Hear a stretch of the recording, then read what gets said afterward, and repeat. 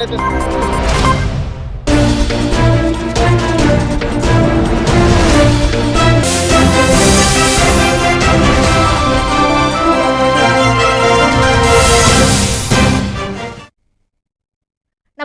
Welcome to A1 TV Telugu news updates చూద్దాం.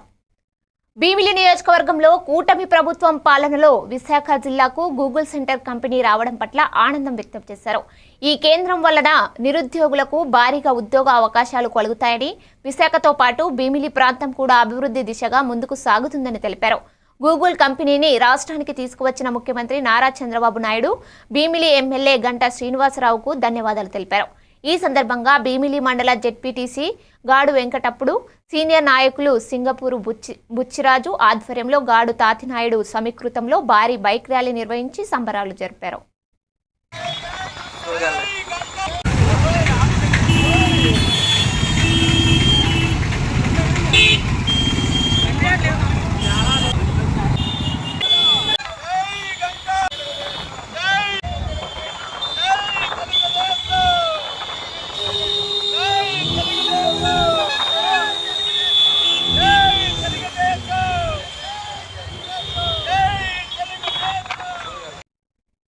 హనుమకొండలో BC రిజర్వేషన్ల అంశంపై ఉధృతమైన ఉద్యమానికి బీఆర్ఎస్ పార్టీ మద్దతు ప్రకటించింది. మాజీ చీఫ్ విప్ దాస్యం విజయభాస్కర్ మాట్లాడుతూ కేసీఆర్ పాలనలో బీసీలకు గౌరవం లభించిందని, ప్రస్తుతం కాంగ్రెస్ ప్రభుత్వం హామీలతో మోసం చేస్తుందని విమర్శించారు. ఎమ్మెల్సీ సిరికొండ మధుసూదనాచారి మాట్లాడుతూ రేపటి తెలంగాణ బంద్కు బీఆర్ఎస్ పూర్తి మద్దతు ఇస్తుందని తెలిపారు.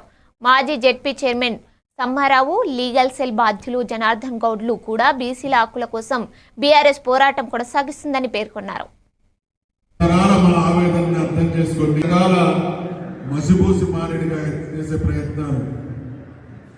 వాళ్ళ దృష్టిలో బీసీలంటే రోబోలు లాంటి వాళ్ళు, ఓటర్లు మాత్రమే. ఈరోజు ఈ వేదిక నుండి మేము హెచ్చరిస్తా ఉన్నాం, డిమాండ్ చేస్తా ఉన్నాం. తరతరాల మన ఆవేదనని అర్థం చేసుకోండి. దశాబ్దాలుగా మా మీద కొనసాగించినటువంటి ద్రోహానికి చరమగీతం పాడండి. న్యాయసమ్మతంగా, ధర్మసమ్మతంగా బీసీలకు రావాల్సినటువంటి హక్కుల విషయంలో, వాటాల విషయంలో మీరు కుట్రలు, కుతంత్రాల ద్వారా అడ్డుకోవడం సాధ్యమైనటువంటి భ్రమలో ఉంటే ఈ దేశ స్వాతంత్రానికి ఎటువంటి పోరాటం జరిగిందో దేశం చూసింది. తెలంగాణ రాష్ట్ర సాధన కోసం ఎటువంటి చరిత్రాత్మకమైనటువంటి పోరాటం సాగించి తెలంగాణ రాష్ట్రం సాధించుకున్నామో నిన్న మనమందరం కూడా ప్రత్యక్ష భాగస్వాములుగా చూసినాం. ఈరోజు అదే స్ఫూర్తితో, మొక్కవోని ఆత్మవిశ్వాసంతో, అకుంఠితమైనటువంటి దీక్షతో రేపటి బంద్ అనేది చరిత్రలో సువర్ణాక్షరాలతో లిఖించదగినటువంటి తొలి అడుగు, ఆరంభం మాత్రమే. అంతిమ లక్ష్యం చేరేంత వరకు, బీసీలకు రాజ్యాధికారంలో వాటా దక్కేంత వరకు ఈ పోరాటం కొనసాగుతుంది అనేటువంటి ప్రయత్నాలు ఎన్ని రకాల మసిబూసి మారేడుగా చేసే ప్రయత్నం. నందిరాజు తోట నుండి జీబీసీ రోడ్డుకు వెళ్ళు కనెక్టివిటీ రోడ్డును 60 లక్షల రూపాయల వ్యయంతో నందిరాజు తోట శివాలయం దగ్గర శంకుస్థాపన చేసిన బాపట్ల నియోజకవర్గ ఎమ్మెల్యే వేగేశన నరేంద్రవర్మరాజు అనంతరం నందిరాజు తోట గ్రామంలో చెత్త నుండి సంపద తయారీ కేంద్రం ప్రాంగణంలో మొక్కలు నాటి ఆ ప్రాంగణాన్ని పరిశీలించారు. ఈ కార్యక్రమంలో బావుడా చైర్మన్ సలగల రాజశేఖర్ బాబు, రాష్ట్ర కార్యనిర్వాహక కార్యదర్శి తాతా జయప్రకాష్ నారాయణ, బాపట్ల నియోజకవర్గం పరిశీలకులు బొంతు శివసాంబిరెడ్డి, జనసేన పార్టీ సమన్వయకర్త నామన వెంకట శివనారాయణ మరియు తెలుగుదేశం, జనసేన, బీజేపీ నాయకులు, కార్యకర్తలు, అధికారులు తదితరులు పాల్గొన్నారు.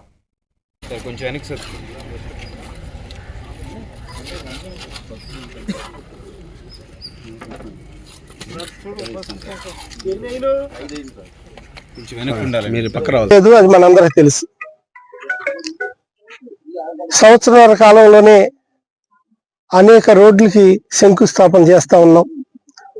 అందులో భాగంగా 216 నుండి ఇటు జీబీసీ రోడ్ వయ్య కొండవట్ల వారిపాలెం మరియు నందిరాజు తోట రోడ్లో ఒక పార్ట్ సుమారు 1 కిలోమీటర్ తార్ రోడ్డు, ఒక 60 మీటర్లు 300 మీటర్లు సిమెంట్ రోడ్డు 60 లక్షల వ్యయంతో ఈరోజు శంకుస్థాపన చేశాం. రాబోయే 3 నెలల్లో ఈ రోడ్డు పూర్తవుతుందని ఇక్కడ అధికారులు తెలియజేయడం జరిగింది. ఈ రోడ్డు అని కాదు, సుమారుగా 14.75 కోట్లతో మన నియోజకవర్గంలో చాలా రోడ్లకి మహర్దశ పడతా ఉంది.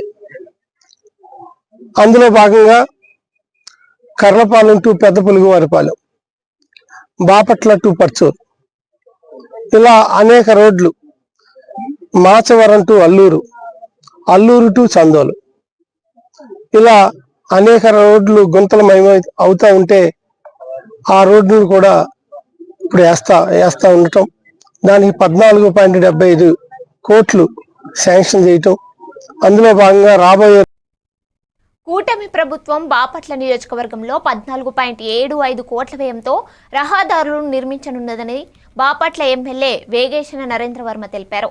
నందిరాజు తోటలో రోడ్డు పనులకు కూటమి నాయకులతో కలిసి శంకుస్థాపన చేశారు. గత ప్రభుత్వంలో రహదారులు గుంతలమయమై ప్రమాదాలు జరిగినప్పటికీ ఒక్క రోడ్డు కూడా వేయలేదని విమర్శించారు.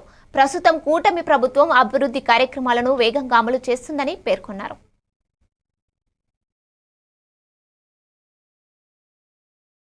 ప్రజలు ఏ ప్రమాదాలకు గురవకుండా ఉంటారు. అందులో భాగంగా చాలా మంది ఇబ్బందులు పడే పరిస్థితి. చందోలు రోడ్డు కూడా ఇప్పుడు వర్షాలు అవటం, ఆ రోడ్డు కూడా చందోలు టు పొన్నూరు వేస్తా ఉన్నారు.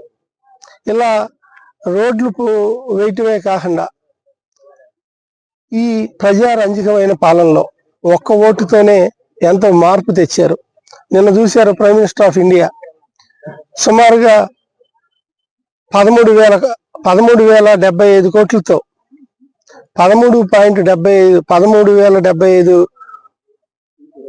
లక్షల కోట్లతో, అంటే 13,075 కోట్లతో సుమారుగా రాష్ట్రంలో అనేక పెట్టుబడులు, నేను అనేక రకమైన శంకుస్థాపనలు పూర్తయిన జాతికి అంకితం చేయటం, ఒక మహాశక్తిగా ఆంధ్రప్రదేశ్ డెవలప్ చేయటం, అది తెలుగుదేశం పార్టీ, భారతీయ జనతా పార్టీ, జనసేన,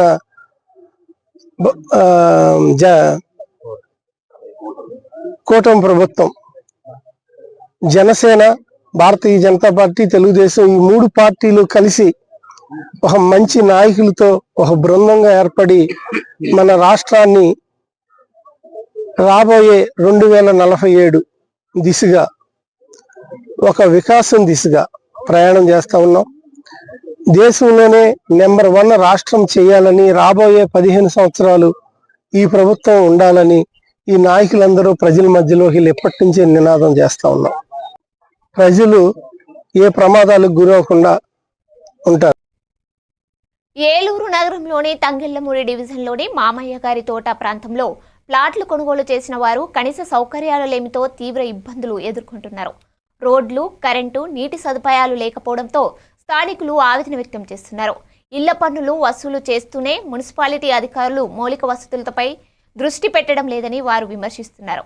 చీకటి పడితే నడవడం కూడా కష్టంగా మారిందని, అధికారులు తక్షణమే చర్యలు తీసుకోవాలని నివాసితులు కోరుతున్నారు. రావాలి, మాకు మేము కోరినటువంటి ఈ సదుపాయాలు పక్కన నేబర్ స్ట్రీట్స్కి, నేబర్ విలేజ్, నేబర్ వార్డులకి ఎలా ఇస్తున్నారో, ఎటువంటి డెవలప్ చేస్తున్నారో అదే డెవలప్మెంట్స్ మాకు కూడా జరగాలి అని మేమంతా ఇక్కడ ఉన్న వాళ్ళందరూ, మా కాలనీ వాళ్ళు, మరి సూరిబాబు గారు కానీ, మేము కానీ, ఇంకా చాలామంది ఉన్నాం, 60 మందికి ఫ్యామిలీస్ ఉన్నాము. మాకు అదేవిధంగా వెంచర్ 1, వెంచర్ 2 కూడా ఉంది. వెంచర్ 2 అనేది చాలా బీభత్సంగా ఉంది. తాగుబోతోళ్ళు నమస్కారం అండి, నా పేరు ఎన్ విజయలక్ష్మి. మేము గత 7 సంవత్సరాల క్రిందట SV2 డెవలప్మెంట్లో స్థలం కొనుక్కొని ఇల్లు కట్టుకున్నాము. మాకు అక్కడ అన్ని సౌకర్యాలు ఇస్తామని చెప్పి మోసం చేశారు రియల్ ఎస్టేట్ వాళ్ళు. అక్కడ ఉన్నటువంటి మేము నివాసయోగ్యం కాకుండా అయిపోయింది. ఎంతో కష్టపడి ఈఎంఐలు కట్టుకుంటూ, లోన్ పెట్టుకుని రూపాయి దాసి ఈఎంఐలు కట్టుకుంటూ అక్కడ నివాసయోగ్యం లేకుండా అయిపోయింది. అది ఏలూరు నడిబొడ్డులో ఉండి కూడా తంగిలమూడి మావయ్య గారి తోట అండి. ఆ వెంచుని ఎవరో పట్టించుకోవట్లేదు. కనీసం సామాన్య మానవుడికి ప్రతి మనిషికి నీడైనటువంటి మంచినీళ్ళు, రహదారి, తర్వాత కరెంటు, వీధి లైట్లు ఇవేమీ లేకుండా మమ్మల్ని మోసపూరితంగా మోసం చేసి సైట్లు అమ్మి మేము ఇల్లు కట్టుకున్నాం. అందులో మమ్మల్ని మోసం చేశారు. మేమెంతో పిల్లలతోటి భయభ్రాంతులు అయిపోయి ఉండలేక మళ్ళీ అద్దెంట్లోకి వచ్చేసాము. అటు ఈఎంఐలు కట్టుకుంటూ నెల నెల, ఇటు అద్దెలు కట్టుకుంటూ చాలా ఇబ్బందికరంగా ఉంది మాకు ఫ్యామిలీతోటి. రావాలి మాకు మేము కోరినటువంటి ఈ ఈ సదుపాయాలు పక్కన నేబర్ స్ట్రీట్స్కి, నేబర్ విలేజ్, నేబర్ వార్డులకి ఎలా ఇస్తున్నారో, ఎటువంటి డెవలప్. ఇటీవల వచ్చిన తుఫాను తీవ్రమైన గాలులకు పార్వతీపురం, మన్యం జిల్లాలో అరటి పంటకు అపారమైన నష్టం జరిగింది.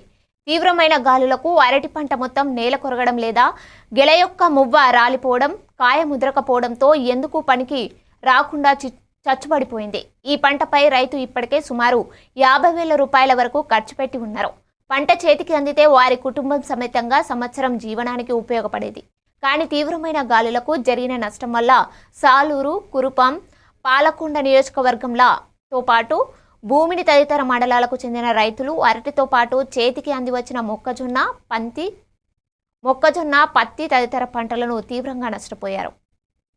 కారణంగా పాలకొండ, కురుపాం, సాలూరు ఎమ్మెల్యే నియోజకవర్గాల్లో పంటలకి అపారమైన నష్టం వచ్చింది. కాబట్టి ప్రభుత్వం వాళ్ళు నష్టం వచ్చేటువంటి రైతుల్ని ఎన్యూమరేట్ చేయడానికి ఒక యాప్ని ఏర్పాటు చేయాలని కోరుతున్నాం. అంతేకాకుండా మరి భామిని మండలానికి సంబంధించి చూసినట్లయితే పక్కనే ఉండే వంశధార ఉధృతంగా నీటి ప్రవాహం పెరిగిపోవడం వలన పంటలకి తీవ్రమైన నష్టం వచ్చింది. ఎందుకంటే ఆ పంటలన్నింటినీ ముంచేసింది. ఆ ముంపుకు గురైనటువంటి అరటి కావచ్చు, మొక్కజొన్న కావచ్చు, లేకపోతే ఆఖరి గుడ్ల మీద ఉండేటువంటి ఈ ప్రతి కోడుని నష్టం ఏర్పడింది. కాబట్టి ముఖ్యంగా భామిని మండలానికి సంబంధించి విపరీతమైన నష్టం వచ్చింది.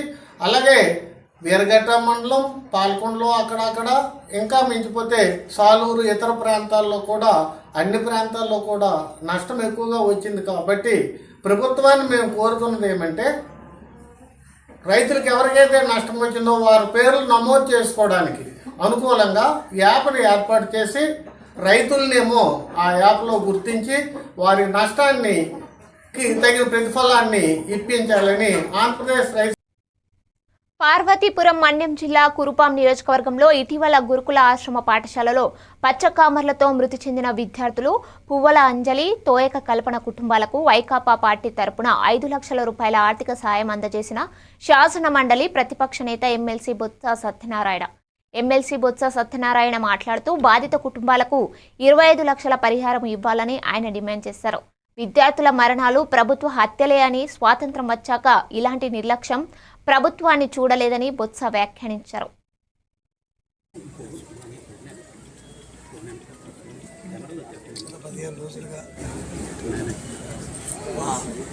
అక్కడ జరిగిన సంఘటన పట్ల ప్రభుత్వం నిర్లక్ష్యంతో ఉండడం వల్ల, లక్ష్యం వల్ల అక్కడ చదువుతున్న 1000 మంది పిల్లలు సుమారు 200 మంది వరకు హాస్పిటల్ రావడం. ఆ సంఘటన జరిగిన వెంటనే మా ప్రిన్సిపాల్ గారు ఆ ప్రాంతాన్ని, ఆ స్కూల్ని సందర్శించడం, జరిగిన సంఘటన పట్ల ఆలోచన చేసి హెచ్చరించి ఎందుకు జరిగింది అనే దాన్ని కూడా పరిశీలించి వాళ్ళని అలర్ట్ చేయడం, ఆ తదుపరి వాళ్ళు తీసుకొచ్చి హాస్పిటల్లో విజయనగరంలో కానీ ఏదిచ్చారు కానీ న్యాయం చేస్తున్న నేపథ్యంలో మళ్ళీ ఇంకోసారి బీసీలకు 42% రిజర్వేషన్లు సాధించేందుకు రాష్ట్ర వ్యాప్తంగా బీసీ జేఏసీ ఆధ్వర్యంలో రేపు నిర్వహించనున్న బంద్ ఫర్ జస్టిస్ కార్యక్రమానికి సర్వత్రా మద్దతు లభిస్తోంది. హన్మకొండ బాలసముద్రం ప్రెస్ క్లబ్లో వరంగల్ ఉమ్మడి జిల్లా బీసీ జేఏసీ ఆధ్వర్యంలో జరిగిన సమావేశంలో BC JAC chairman Vadlakonda Venugopal Goud మాట్లాడుతూ జనాభాలో 60% ఉన్న బీసీలకు 42% రిజర్వేషన్లు కల్పించేందుకు జారీ చేసిన జీవో నంబర్ 9ను కొంతమంది అగ్రవర్ణాల నేతలు కోర్టుల ద్వారా అడ్డుకోవడం బాధాకరమన్నారు. 5% ఉంటే 10% రిజర్వేషన్ మీరు తీసుకుంటున్నారు. మరి మా జనాభా 60% ఉంటే మీరు 42% రిజర్వేషన్లకే మేము అంగీకరించడం జరిగింది. దీన్ని కూడా అడ్డుకోవాలని ప్రయత్నం చేసినారు. ఖచ్చితంగా రాబోయే రోజుల్లో అగ్రవర్ణాలకు ఖచ్చితంగా బుద్ధి చెప్తామని చెప్పి మేము ఈ సందర్భంగా చెప్తున్నాం. ఈ రిజర్వేషన్ల వ్యతిరేకంగా రిజర్వేషన్ల సాధనకై రేపు రాష్ట్రంలో ఉన్న బీసీ సంఘాల జాయింట్ యాక్షన్ కమిటీ ఆధ్వర్యంలో రేపు రాష్ట్ర వ్యాప్తంగా బీసీ బంద్ పిలుపులో జరిగింది. దానిలో భాగంగా వరంగల్ ఉమ్మడి జిల్లా జేసీ తరఫున మేము వరంగల్ ఉమ్మడి జిల్లా ప్రజలందరినీ వేడుకుంటున్నాం. బీసీలకు న్యాయమైన డిమాండ్ మీద ఉద్యమిస్తున్న తరుణంలో బీసీ రిజర్వేషన్ అడ్డుకుంటున్న అన్ని రాజకీయ పార్టీలకు కూడా బుద్ధి రావాలంటే, బీసీలంటే భయం రావాలంటే రేపు జరగబోయే బంద్ను సక్సెస్ఫుల్ చేయాలని చెప్పి ఈ సందర్భంగా బీసీ ప్రజలందరినీ సకల జనులను కోరుతున్నారు. ఈరోజు ముఖ్యంగా విద్యా సంస్థలు, వాణిజ్య సంస్థలు, వ్యాపార సంస్థలు, ఆటో యూనియన్స్, రవాణా వ్యవస్థను మొత్తం పూర్తిగా జిల్లా వ్యాప్తంగా స్తంభింపజేయాలని చెప్పి దీనిలో ప్రతి ఒక్కరు కూడా సంపూర్ణ మద్దతు చేయాలని చెప్పి ఈరోజు అన్ని సంస్థలను, అన్ని వాణిజ్య వ్యాపార సంస్థల అసోసియేషన్ సంబంధించిన వ్యక్తులందరూ కూడా ఈ వేదిక ద్వారా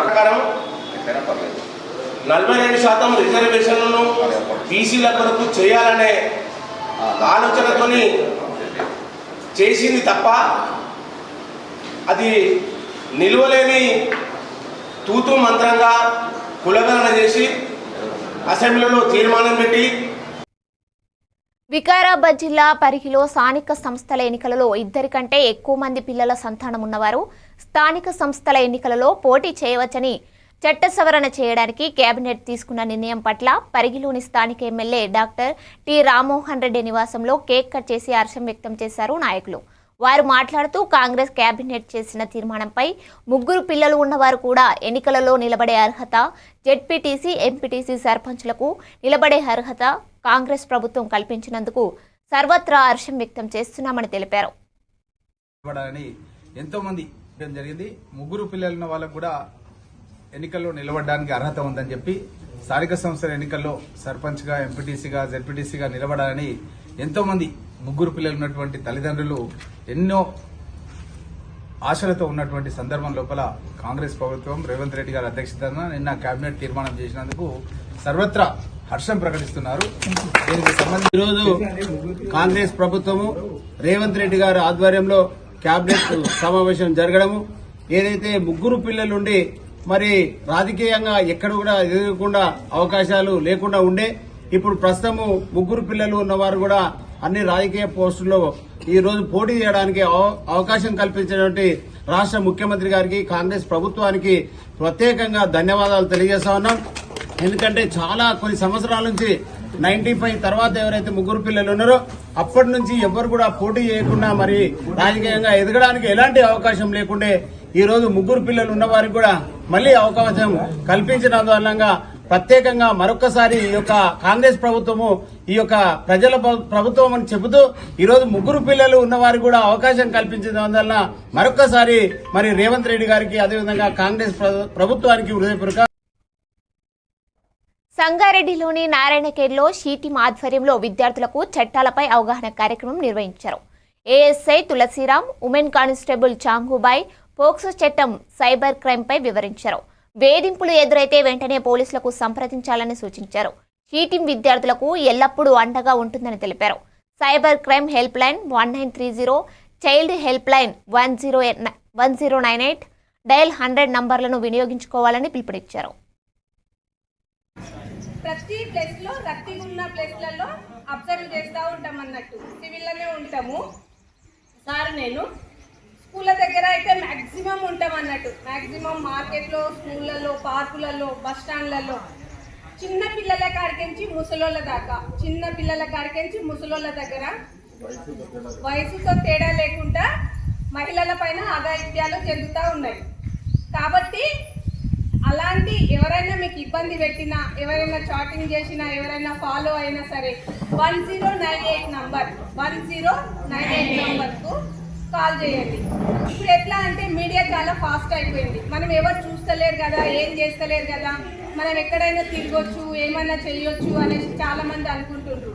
కానీ ఎవరో ఒకరు అబ్జర్వ్ చేస్తూ ఉంటారు, మనకు ఎవరో ఒకరు చేస్తూ ఉంటారు. చుట్టాల వాళ్ళు అయినా సరే, చుట్టాల వాళ్ళైనా సరే, ఫ్రెండ్స్ అయినా సరే, ఎవరో ఒకరు అబ్జర్వ్. ఎవరు చేయకున్నా సరే సీసీ కెమెరా ప్రతి షాప్స్ దగ్గర, ప్రతి విలేజ్లలో సీసీ కెమెరాలు ఉన్నాయి. కాబట్టి సీసీ కెమెరా మనకు అబ్జర్వ్ చేస్తూ ఉంటారు.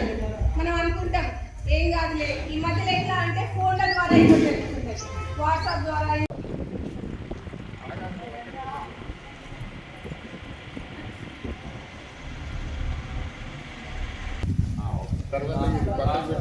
ఇత్యాలు జరుగుతూ ఉన్నాయి. యాదాద్రి భువనగిరి కలెక్టరేట్ ఎదుట RRR అలైన్మెంట్ మార్చాలని డిమాండ్ చేస్తూ కాంగ్రెస్ ప్రభుత్వం దిగివచ్చే వరకు ఉద్యమం ఆపేది లేదు. జూబ్లీహిల్స్ ఎన్నికల్లో 200 మంది రైతులం నామినేషన్ దాఖలు చేస్తామన్నారు.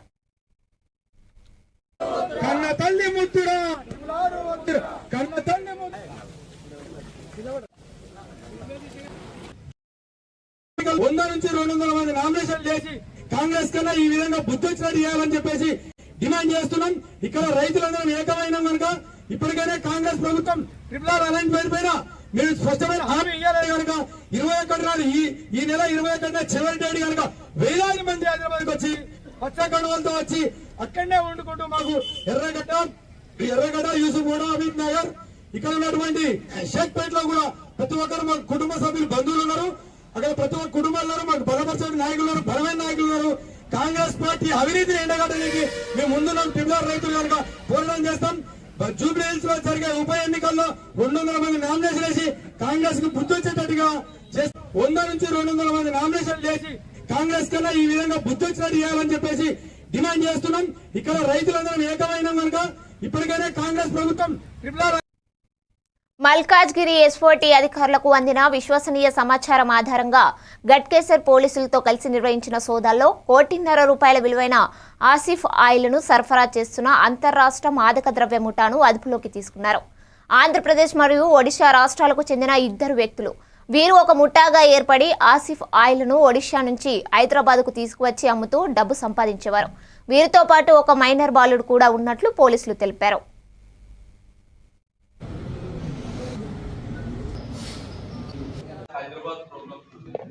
అతను హైదరాబాద్ కు ట్రైన్ లో చేరుకొని గట్కేసర్ లో ప్రాంతంలో సస్పిషియస్ వేలో మూవ్ అవుతున్నప్పుడు our SOT officials already proper system, intelligence system network ను ఎస్టాబ్లిష్ చేస్తారు. కాబట్టి ఈ మూమెంట్ మీద అవగాహన ఉంది. కాబట్టి ఈ పిల్లవాడిని ఈ సస్పిషియస్ సర్కమ్స్టాన్సెస్ లో ఉన్నటువంటి పిల్లవాడిని పట్టుకున్నప్పుడు అతని దగ్గర 5.1 kg ఔషధాలు దొరికింది. మీకు తెలుసు ఒక 50 to 60 kg of ganja different methods లో దాన్ని బాయిల్ చేసినప్పుడు దాన్ని నుంచి ఎక్స్ట్రాక్ట్ వస్తుంది. ఇది దాని నుంచి అంటే యూ కెన్ ఇమాజిన్ 5 kg కోసం ఎంత గాంజాను దీనికి ఎక్స్ట్రాక్షన్ పర్పస్ వాడుకున్నారని. ఈ పిల్లవాడు 17-year-old బాయ్. యాక్చువల్లీ ఇతను చదువుల్లో సరిగా ఇంట్రెస్ట్ లేకుండా ఉండడం మూలంగా ఇతని హ్యాండ్లర్ ఈ దేవేంద్ర ఒరిస్సాలో ఉంటూ ఆంధ్రప్రదేశ్ బార్డర్ లో తిరుగుతూ ఉంటాడు. ఇతన్ని తీసుకొని వైజాగ్ లో కూడా ఇటువంటి యాక్టివిటీస్ లో ఇతన్ని వాడుకోవడం, సప్లై చేయడం అవన్నీ చేశారు ఈ నేరస్తులు. అతన్ని అక్కడ చేసిన తర్వాత అతని ద్వారానే హైదరాబాద్ లాంటి ప్రాంతాలను కూడా అమ్మడానికి తీసుకొచ్చినప్పుడు ఇది first time this boy had come to our place and we caught him. ఇతనికి పట్టుకున్న తర్వాత ఈరోజు మార్నింగ్ మెడికల్ డాక్టర్ సర్టిఫికేట్ కూడా వెరిఫికేషన్ కూడా చేయడం జరిగింది. పిల్లవాడు ఏజ్ డిటర్మినేషన్ ట్రైన్ లో చేరుకొని గట్కేసర్ లో బాపట్ల జిల్లా collector doctor V Vinod Kumar ప్రజల అవసరాలకు ఇసుక కొరత లేకుండా తగు చర్యలు తీసుకోవాలని అధికారులకు సూచించారు. కలెక్టరేట్లో జరిగిన జిల్లా స్థాయి 1 గాజులంక 2 రీచ్ల నుండి ఇసుక సరఫరా జరుగుతోందని, ప్రస్తుతం 156 మెట్రిక్ టన్నుల ఇసుక నిల్వలో ఉందని అధికారులు తెలిపారు. రోజుకు సుమారు 200 మెట్రిక్ టన్నుల ఇసుక సరఫరా అవుతుందని, ఈ నిల్వ 2 నెలల పాటు సరిపోతుందని పేర్కొన్నారు. డిసెంబర్ సార్ ఇప్పుడు చెప్తారు సార్, మన పబ్లిక్ హియరింగ్ అంత కావడానికి మనం హ్యాండిల్ కావడానికి డిసెంబర్ 1 మంత్ అయ్యేటట్టు ఫాలోఅప్ చేసి చేయించండి సార్. నెక్స్ట్ థర్డ్ వచ్చేసి మాన్సూన్ స్టాక్ సార్. మనం స్టాకు విజిలెన్స్ సెక్షన్ సార్, మనకు district level task force committee ఉంది సార్. దీంట్లో సభ్యులుగా ఆఫీసర్స్ను చైర్మన్ గారు నియమించారు సార్. దీంట్లో భాగంగా మనం ట్రాన్స్పోర్టేషన్లో కానీ, తర్వాత ఎవరైనా ఈ టార్పులైన్ కట్టకుండా శాండ్ ట్రాన్స్పోర్ట్ చేయడం కానీ ఇవన్నీ చేస్తే మనం నెట్గా పెనాల్టీ అంతా చేయడం జరుగుతుంది సార్. మొత్తం స్టాఫ్ ఎవరైనా 4 ఏకర్స్ సార్, అది హెక్టార్స్ సార్. 2,49,000 క్వాంటిటీ వస్తుంది సార్ క్యూబిక్ మీటర్స్. దీన్ని మనం ఆల్రెడీ మైనింగ్ ప్లాన్ అయ్యి ఈసీలో పెట్టాం సార్. ఈసీ పబ్లిక్ హియరింగ్ అయితే మనకు డిసెంబర్. అనకాపల్లి జిల్లా నర్సీపట్నంలో సుప్రీంకోర్టు చీఫ్ జస్టిస్ బిఆర్ గవాయ్పై దాడి చేసిన వ్యక్తిపై కేసు నమోదు చేసి వెంటనే అరెస్టు చేయాలని ఎంఆర్పీఎస్ జిల్లా సీనియర్ నాయకుడు డొక్కా అజయ్ బాబు డిమాండ్ చేశారు. నాతవరం మండల ఆర్డీఓ ఏ వేణుగోపాల్కు వినతి పత్రం అందజేశారు. దాడి వెనుక ఉన్న శక్తులను గుర్తించి స్వతంత్ర దర్యాప్తు చేయాలని, ఇటువంటి సంఘటనలు పునరావృతం కాకుండా చర్యలు తీసుకోవాలని కేంద్ర రాష్ట్ర ప్రభుత్వాలను ఆయన కోరారు. స్పందించి ప్రశ్నిస్తూ ఉన్నాం. మరి అలాగే మరి ఈ దాడిపైన మరి కేంద్ర ప్రభుత్వాలు, రాష్ట్ర ప్రభుత్వాలు తక్షణమే స్పందించి మరి ఆయన పైన జరిగిన దాడిని మరి ప్రతిఘటించి మరి అటు ఆ దోషులపై మరి ఆ కేసులు పెట్టి మరి అరెస్టు చేసి జైల్లో పెట్టి మరి ఇలాంటి పరిస్థితులు పునరావృతం కాకుండా మరి జరగాలని చెప్పి మరి ప్రభుత్వాలను మేము కోరుకుంటూ ఉన్నాం. అలాగే మరి ఈ ప్రపంచంలో ఉన్నటువంటి అన్ని దేశాల్లో కూడా మరి కుల వ్యవస్థ లేకపోవడం వల్ల మరి ఎంతో అభివృద్ధి చెందుతూ ఉంది. మరి మన భారతదేశంలో మాత్రమే కుల వ్యవస్థ మరి ప్రచలిపోతూ ఉంది. ఆ కుల వ్యవస్థ వల్ల మన భారతదేశం అభివృద్ధి చెందుతూ ఉంది అంటున్నాం, కానీ అభివృద్ధి చెందడం అనేది ఎప్పటికి జరుగుతుందో మనకే అర్థం కాని పరిస్థితిలో ఉంది. కాబట్టి ఈ ప్రపంచంలో మరి కుల వ్యవస్థ ఎక్కడా లేని కుల వ్యవస్థ భారతదేశంలో ఉంది. కాబట్టి కుల వ్యవస్థని అంతమందించే విధంగా వెళ్ళాలి. దళితులపై దాడులు జరగకుండా ఈ ప్రభుత్వాలు రక్షణ కల్పించాలి. మరి భారతదేశం అత్యున్నతమైన న్యాయస్థానంలో మరి జడ్జిల గారికి ఇలాంటి అవమానం జరిగితే మరి మనకి ఎక్కడ మనకి గౌరవం ఉందని చెప్పి మేము కోరుకుంటూ ఇలాంటి పరిస్థితులు జరగకుండా మరి చర్య తీసుకోవాలని చెప్పి ఈ మీడియా ముఖంగా మీ అందరినీ కోరడం జరుగుతుంది. ఇవి అప్డేట్స్ చూస్తూనే ఉండండి A1 టీవీ తెలుగు న్యూస్.